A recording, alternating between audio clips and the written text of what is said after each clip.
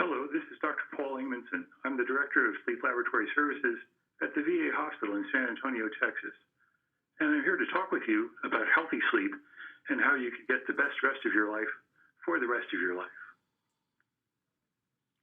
In the previous segments in this series, we've talked about breathing problems during sleep. The reason we focused on obstructive sleep apnea is because that's the most common reason people are referred to the sleep lab. But there are many other problems that people have with sleep in addition to breathing problems. In part 5 of this series, we're going to consider some other common sleep problems. Please take out that pad of paper you've been taking notes with in the previous sections to write down anything you may want to take note of during this session. If you are suffering from the effects of poor sleep, you may have more than one sleep problem. Unless we address all the problems that you've been having contributing to poor sleep, we're not going to be able to help you achieve the goal of healthy restorative sleep. So let's talk about some of these other problems. Some people just have poor sleep habits. They wake up at weird times and they fall asleep at weird times. Unless we can help you develop a stable sleep-wake schedule, we're not going to help you achieve the goal of healthy restorative sleep. Nightmares are also common sleep problems. Sometimes nightmares come out of the blue, while other times nightmares are associated with disturbing memories of traumatic, upsetting experiences people may have, either in military experience or in one's personal life. There are treatments that have proven to be effective in relieving nightmares, both medications as well as psychological forms of treatment. If you have nightmares that continue to disturb your sleep, there are treatments that can help. Narcolepsy. Narcolepsy is another disorder of excessive daytime sleepiness.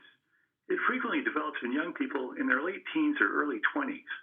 People often have irresistible sleep attacks, where sleepiness tends to come on relatively suddenly. If you come to your doctor with symptoms of excessive daytime sleepiness, then the doctor may ask about narcolepsy, although it's 100 times less common than obstructive sleep apnea. Another common cause of disturbed sleep is restless leg syndrome. People with restless legs frequently describe achy, creepy, crawly sensations in their legs that make it difficult to fall asleep or stay asleep. When we do overnight recording in the sleep lab, we will attach sensors to your legs to see if they jump or jerk during the sleep or during the transition from wake to sleep. Restless leg syndrome is a distinct sleep disorder and not simply anxiety. We have treatments that have proven to be effective in relieving the symptoms of restless leg syndrome. So if restless legs are interfering with your sleep, there are several different medications that may be of help. There are also some variations in human sleep that are not disorders at all, but it is important to understand them in order to understand the nature of your sleep problem. Every one of us is born with a tiny cluster of nerve cells towards the center of the brain that's called the Suprachiasmatic Nucleus. Actually, there are two nuclei joined together like wings at the base of the brain. It's a tiny structure, just a few thousand nerve cells, and it's no bigger than the tip of a pencil. But it's been the same throughout evolution. It's no different in your brain than it is in a dog or a cat or a lizard or a bird. The suprachiasmatic nucleus serves as your master sleep-wake clock. This sleep-wake clock helps determine when you wake up in the morning, when you fall asleep at night, and it synchronizes your sleep-wake pattern to the light-dark cycle outside. Now, some people have the clock set early. They wake up at 5 o'clock in the morning and they're alert and ready to go. And then by 8 o'clock at night, these people are tired and ready to fall asleep. We call these people early birds. Other people have the clock set late. They wake up at 9 a.m., 10 a.m., or even later, and often feel tired in the morning. But at 10 p.m. at night, they are wide awake, doing things like watching late-night TV shows or movies. We call these people night owls. These are not disorders at all. Rather, they are just part of normal human variation. Some people, the early birds, have the clock set early, while other people, the night owls, have the clock set late. There is a disorder of the sleep-wake clock, however, and it's called shift work syndrome. Many people have had experience with shift work during their military service. If you did shift work while you were in the service, you will know what I'm talking about. Many people who are assigned to work at night shift, let's say 11 p.m. to 7 a.m., will come home tired and exhausted, and they'll fall asleep by 8 a.m. Then, what happens at 11 a.m.? People often report that they wake up and find it impossible to return to sleep. If this has happened to you, you may have found yourself saying, I've only been asleep for 3 or 4 hours. I've got to get back to sleep or I'll be miserable when I go to work tonight. Why is it that I can't fall back to sleep? And the answer is you have shift work syndrome. Your brain is still programmed to be awake during the day and asleep at night, even though your work schedule has changed, so you have to be asleep during the day and awake at night. Shift work disorder is common in people who are assigned to work nights. We have treatments for shift work disorder, both strategies we can teach people to help them adapt to shift work, as well as, in some cases, medications that may help change the phase of the sleep-wake clock and help people stay awake at night and fall asleep during the day. Other people have a problem called insomnia. Insomnia is actually the most common sleep problem of all. Insomnia simply means difficulty falling asleep or staying asleep. Sometimes insomnia is caused by an underlying medical problem, like sleep apnea. But other times insomnia is caused by what we call hyperarousal. Your brain is just too wound up and alert during wakefulness, and it's hard to turn off alertness and arousal during the day and turn on relaxation and sleep at night. Again, this is the most common sleep problem of all, and many people that are referred for evaluation with a sleep doctor are referred for treatment of insomnia. If you had difficulties falling asleep or staying asleep, this may apply to you. Many people who are referred for treatment of a sleep problem may think that something along the lines of, I have a sleep problem, I'm going to go see a sleep doctor. The doctor's going to give me a prescription for a sleeping pill, and then I'll go home and sleep. It sounds easy, right? We see these commercials on television. Oftentimes they run late at night for various medications that are used to treat insomnia. Medications, both over-the-counter and prescription sleep medications, are very popular. Many patients have benefited from these medications.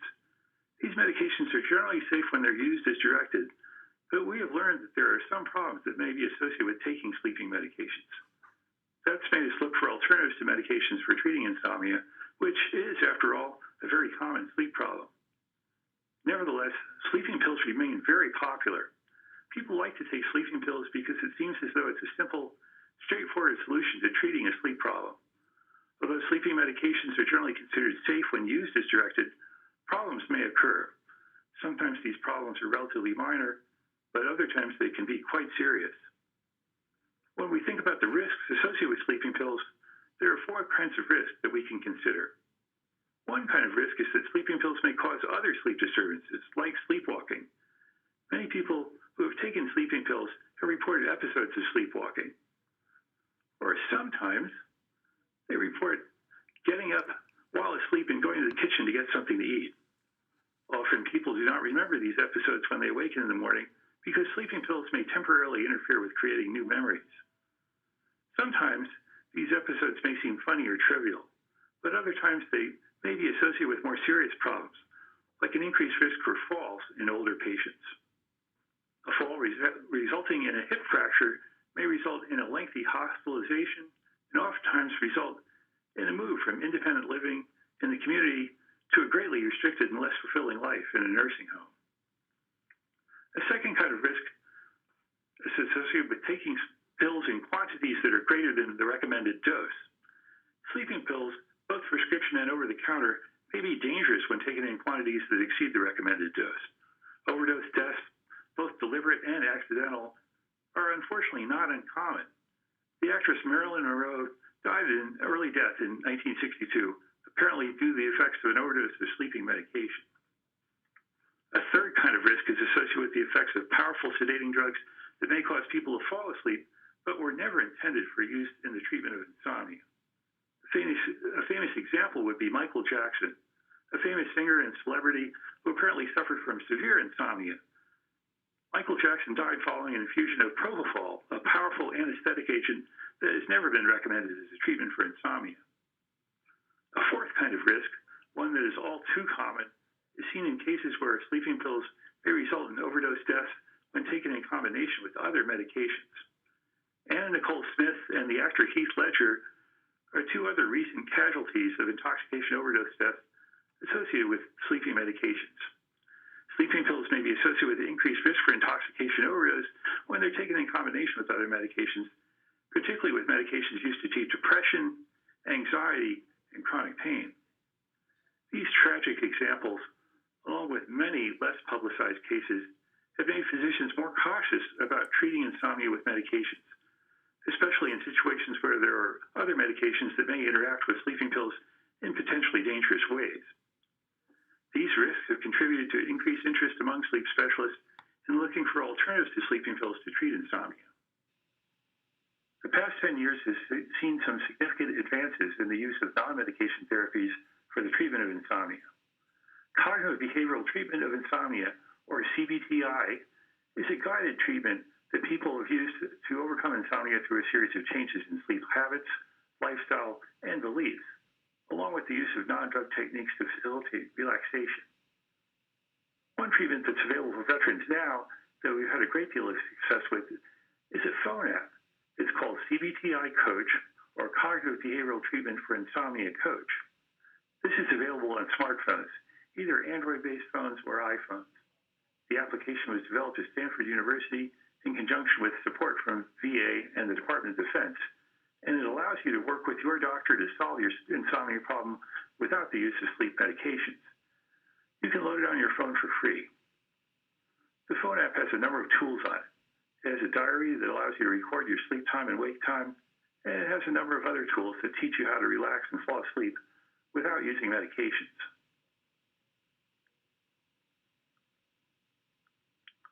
The phone app was initially designed to treat patients working with a doctor to help treat a sleep problem, but some patients have found the app useful working on their own to improve their sleep. CBTI Coach is an example of a new treatment for insomnia that's proven to be an effective alternative with fewer side effects than sleeping pills. Research on the use of cognitive behavioral treatment for insomnia indicate that it may be safer than sleeping pills, and the effects may be more durable and long-lasting. There are different ways to get CBTI treatment. CBTI may be provided for patients working one-to-one with a sleep specialist, or in groups with other patients, or in a self-directed form, such as we've discussed here, using tools such as the CBTI Coach.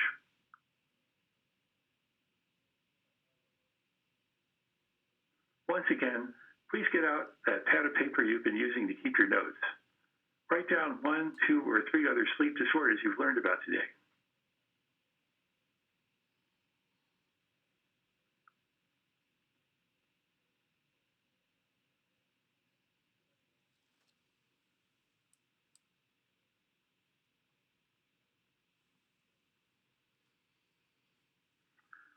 Here are a few examples.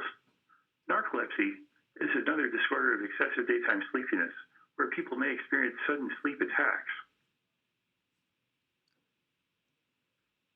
Restless Leg Syndrome is another common sleep disorder where people may experience creepy, crawly sensations in their legs that make it difficult to fall asleep. Finally, insomnia is perhaps the most common sleep disorder of all. If any of these sleep problems sound like problems that you've experienced, take a moment to write down some notes about what you've noticed about your sleep patterns. You may want to share this information at a later date on a visit with your healthcare provider. I'll pause here for about half a minute, as this may take you a few minutes to complete.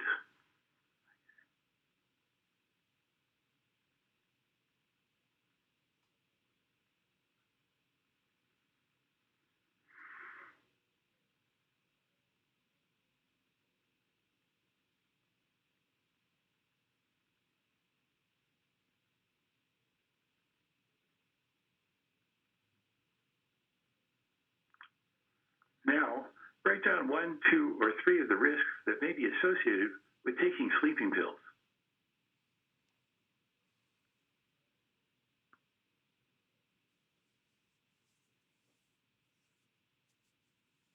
One of the risks may be sleepwalking caused by taking sleeping pills.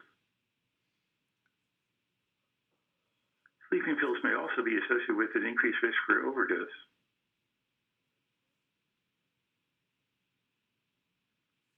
And finally, in some situations, intoxication overdose may result in premature death.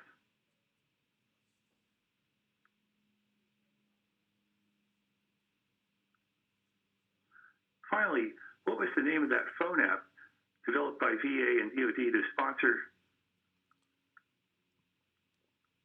Take that again. Okay, sorry about that. Pause and restart here.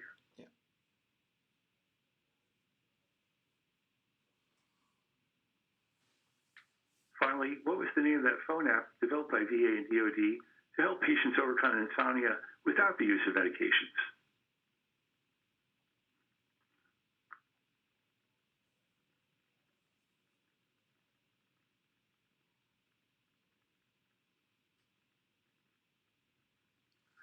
That's right, CBTI Coach. That stands for Cognitive Behavioral Treatment for Insomnia Coach.